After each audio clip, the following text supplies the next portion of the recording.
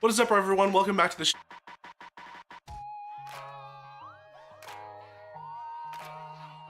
So first and foremost, guys, your ticket. Okay, your ticket's the most important thing that you need to bring to Universal Studios Halloween Horror Nights.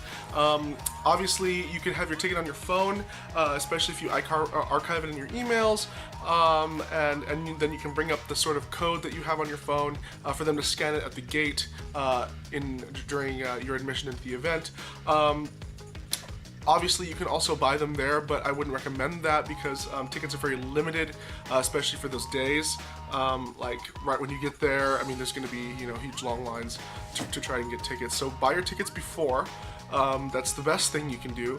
Set aside some money beforehand and buy your tickets when they go on sale, so that you can choose your dates when you want to go. And it's a sure thing. Like once you have your tickets, then you can settle down and then just wait for the event to begin.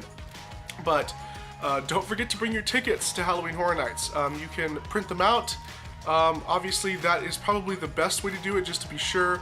But yeah, you can always just bring your phone, and it's on your email. So yeah, that's first and foremost. So the next thing you're going to want to bring, it's probably the second most important thing besides your ticket, obviously, but you need a backpack, okay?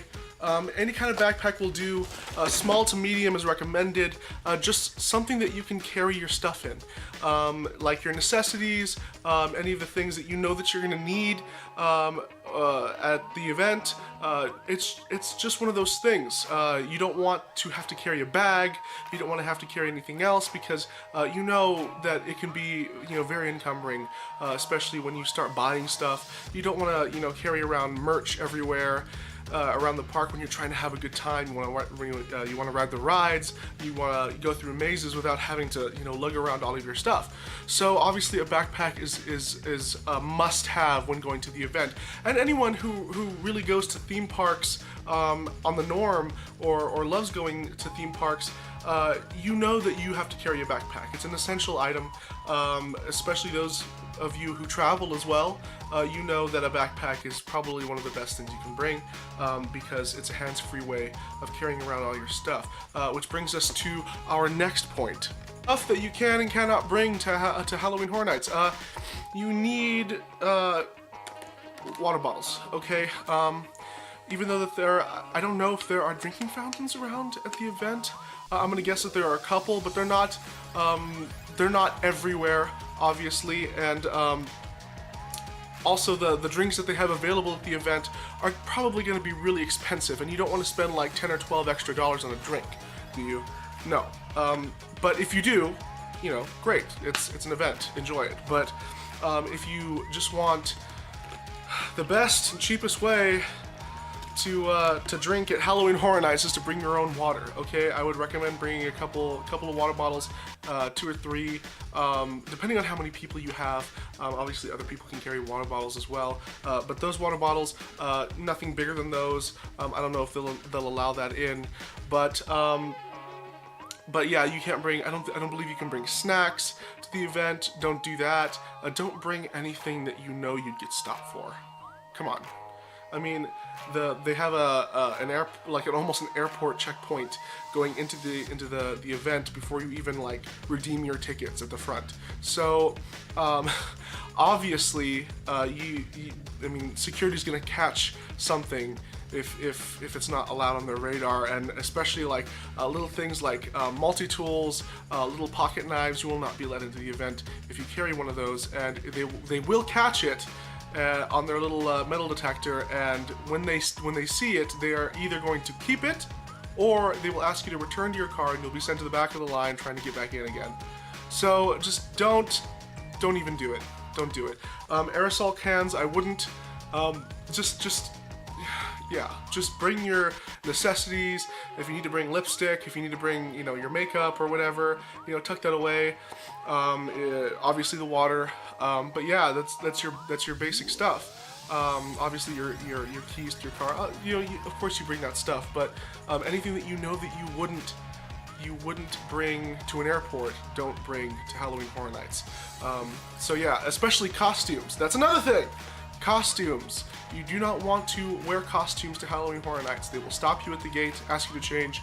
If you are caught in the event wearing a costume, like if you went like in without a costume and then you changed afterwards, that's a big no-no, and they will catch you, and when they do, they're gonna toss you out of the event, and it's a non-refundable event. So, you know, big whoop. You just, you know, you played yourself. So yeah, no costumes, no stupid things. Just you know, keep it simple. Ooh. Keep it safe, and put it in your backpack. Clothes. Clothes are another big deal. You see, in Southern California, you would imagine that the weather is actually rather predictable, but it's not predictable, especially during nighttime events. So you don't know whether or not it's going to be hot, you don't know whether or not it's going to be chilly. So what you want to do is maybe prepare for a chilly night, but dress for a hot one. So what I mean to say is, come in a t-shirt, come in something light, but tuck yourself maybe a light sweater or a very, very light jacket, just in case it gets a little chilly. I know that there's a lot of people who get chilly even in the slightest little breeze hits them. But so if that's the case, definitely bring a really, really light sweater, put it in your backpack, so when it does get a little chilly, you can obviously wear that. Now usually Jurassic Park the ride is a thing, but this year it won't be, so you won't be getting wet if you don't go on that. So I mean, obviously you won't get wet if you don't go on it during regular times, but Jurassic Park the ride is closed now. It's going to be remade into Jurassic World, I believe. But yeah, that's one of the reasons why I brought a sweater usually, because once I get wet and then the cold breeze hits me, it's not really nice until I dry off. So yeah, definitely dress for a hot night. So t-shirts, preferably horror t-shirts, you know, Halloween t-shirts, show your spirit, and you don't have to, and bring yourself a light sweater or a sort of a light something to wear over it, just in case it gets a little chilly. So yeah. Shoes are honestly pretty important. I would wear shoes with really good support. You know, your walking shoes, things that you go to, the shoes that you go to theme parks in. Anything with a good sole that gives you a lot of support for your feet, because you will be walking around for 6+ hours at the event, depending on how long you stay. So and the terrain is like all over the place. There's hills, there's inclines, there's, you know, different things. You know, the escalators, you're not really walking on them, but you're standing for long periods of time. The queues, you're standing for long periods of time. Obviously there's like the huge long walks down to the metro sets, and it's just, you know, it's just a night filled with constant walking and standing. So you're gonna want shoes that better support that kind of activity. I would not recommend sandals. I would not recommend open-toed slippers, shoes, because also the event can get rather crowded, and you don't want people stepping on your feet. I know that a couple people have stepped on my feet at Universal Studios, even on regular hours. So yeah, just wear closed-toed shoes that provide good support, and of course, you know, if you're one of those people, and stylish. But yeah, just wear something that's, you know, safe for your feet, and nothing that'll wreck them too much by the end of the night, while you're doing all your walking around. So yeah, that's my recommendation for shoes. As far as like merchandise, you're gonna want to probably start buying your stuff towards the end of the night, at least as far as souvenirs go, not food. You're probably gonna want food throughout the night, which will bring me to my next thing. But as far as what you like, if you want to start buying souvenirs and stuff, probably best to wait toward the latter part of your visit, so that, you know, I mean, once you've completed some mazes, seen some shows, and whatnot, just make sure that you start buying merch towards the end of the night, because you don't want to be lugging that stuff around. Even in your backpack, you're going to want the freedom in your backpack, in order to, you know, put your necessities, take them in and out with ease. you know, so yeah, obviously you don't want to be carrying stuff around the whole event. Now, as far as the time that I would recommend starting to go to get merch, at least after you've done the Terra Tram and several mazes. If you have, you see, it really depends on your ticket tier, how much time you're gonna have. See, I typically buy front of the line, so I'm in and out, done with a lot of mazes pretty quickly, with time to go back into them if I wanted to. But typically towards the end of the night, that's when I start going in and shopping for merch, because that's when I have time to like go to the different levels, because there's like different stuff in each shop.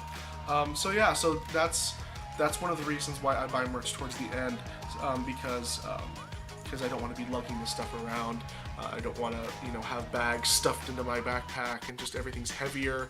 And so yeah, that's definitely my recommendation, is buying merchandise towards the end of the night.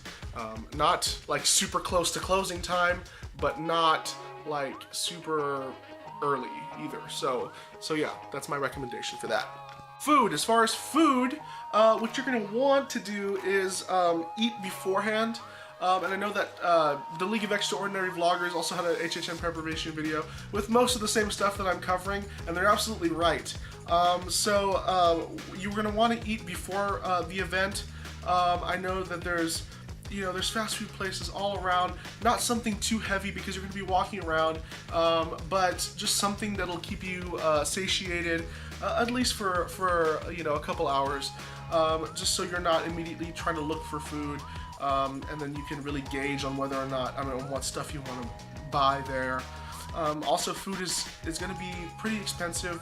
Of course it is, because it is a California resort. Really any resort is going to have hiked up prices for the demand. But yeah, there's a lot of really good choices at Halloween Horror Nights. There's the food trucks, there's, sort of side stands, and they have like churros and stuff there. And pretzels, I think, and then they have like the cafes that they have, which are obviously more expensive. But yeah, definitely eat before, so that you're not, trying to look for food all the time, and then you're satiated with enough energy before this journey, this long event that you're about to attend. So yeah, as far as food recommendations, I think that the food trucks are really good and the little stands are really good. If you don't have like a route that you're taking, trying to get to certain mazes at certain times, but you're just like chillaxing, you probably could do a sit-down restaurant. But as far as my recommendation, sit-down restaurants, they take a little time out of your allotted time that you have at Halloween Horror Nights. So a quick and easy thing to do would be to grab a churro or something, maybe some waters, a soda or something. They have the blood bags filled with energy drink, and the little Jello energy drink shots as well.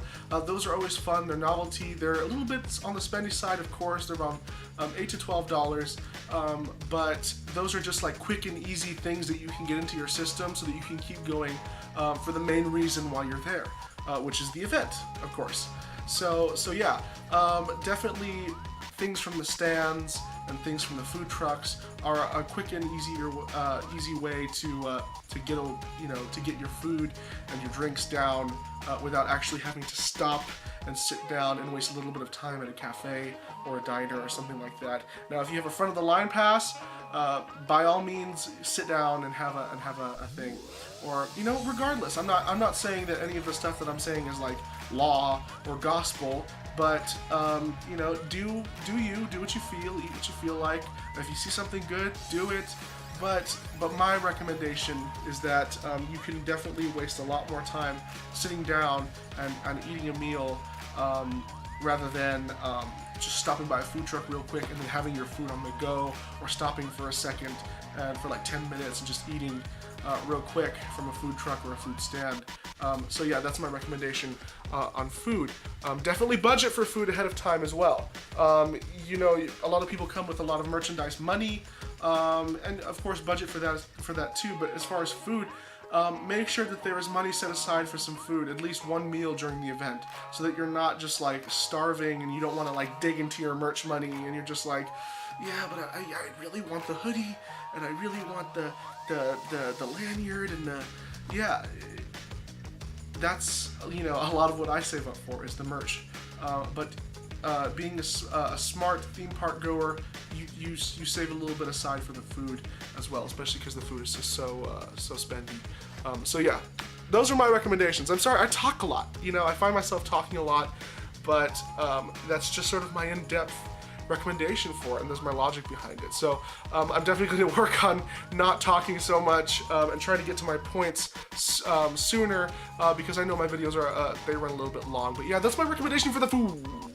HHN etiquette. Obviously, when you go there, a lot of people are going to be jumping out at you. That's what you go there for, is to be scared. If you can't take that, and you know you can't take that, and you're a person who reacts violently, naturally to these things, maybe the event is not for you, but I would definitely work on that. Because if you like scary things, and you like to be scared, but you have like this thing where you punch someone if they jump out at you, don't do that. You're gonna waste your money, because the second you punch someone, they're gonna throw you out of the event. It's not safe, obviously, for the scare actors if you punch them. Most of the time they will not touch you.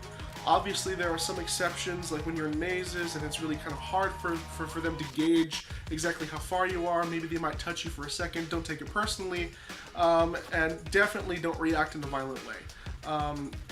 You know, obviously there's rules against you touching them and them touching you, but know, you know, that if they touch you, it wasn't intentional.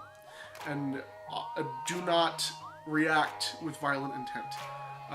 And if you are prone to reacting with violent intent just on a whim, by instinct, maybe I would work on that before attending the event, or just, it's probably not for you. But yeah, so yeah, there's gonna be a lot of people jumping out, there's gonna be a lot of people, you know, staring, you know, screaming in your face, you know, lunging at you with weapons in your face. It's just, it's part of what the event is. It's part of what haunts are in general. So yeah, that's what to expect. And you know, just keep it cool, okay? Don't try to make scenes, and don't you know, react violently to getting scared. That's just not a thing. As far as bringing your kids to the event, honestly, it really depends on how your kids are. Some kids obviously will not want to attend this event. It's nightmare inducing, and that's why there's a recommended 13 and above for this event. You can bring any age group to the event, but really I think that the 13 and above is really a good call as far as recommendation for your kids to attend the event. Obviously, if your kids love horror movies and love being scared, then by all means bring them. In fact, I think that it's like the coolest thing in the world for people to like raise their kids on horror movies and horror stuff. It's just, it's awesome. I mean, my parents, you know, sort of wanted that because my mom loves horror movies as well, but I was like the biggest scaredy cat as a kid, and that's a fun fact about me, is that I didn't actually start watching horror movies, you know, until I was well into my teens. And after that, I mean, I didn't actually start becoming a horror movie fanatic until a couple years after that. So obviously it changed when I went to HHN for the first time, and that's also, you know, a great part about this event. This event is, I don't know, for me it was like a life-changing experience. Like, I wasn't overly into horror movies and horror things and being scared, but you know, I went with my ex-girlfriend, who was now my ex-girlfriend at the time, or my girlfriend at the time, and we went, and you know, it was just, I had no idea what to expect. Maybe I saw a couple of videos on it, which I don't recommend. I don't recommend watching videos until you've been there already. So yeah, so I hadn't really thought about how it was going to be, but upon going there, I was just immersed into this world that I love so much. I always loved Halloween, but I didn't love to be scared. Okay, Halloween was always my favorite, but I didn't love to be scared. And in this event, everything meshes together. You're in a different world when you go to Halloween Horror Nights. It's not Universal Studios either. It is Halloween Horror Nights. And to be honest, I did a complete 180. I'll talk more about that in another video. But this event is really, it's for me at least, it was a life-changing experience. And I personally think it is, you know, one of the best events out there. Definitely the best for me. And I'm just so glad that I was able to experience it at some point in my life, and I was able to make that turnaround. So so yeah, go there and you're guaranteed to have a lot of freaking fun. Like it's so fun. You are gonna like show up not knowing what to expect, and then someone jumps out and scares you and you're just like, oh, whoa, whoa, okay, so this is how this night's gonna go.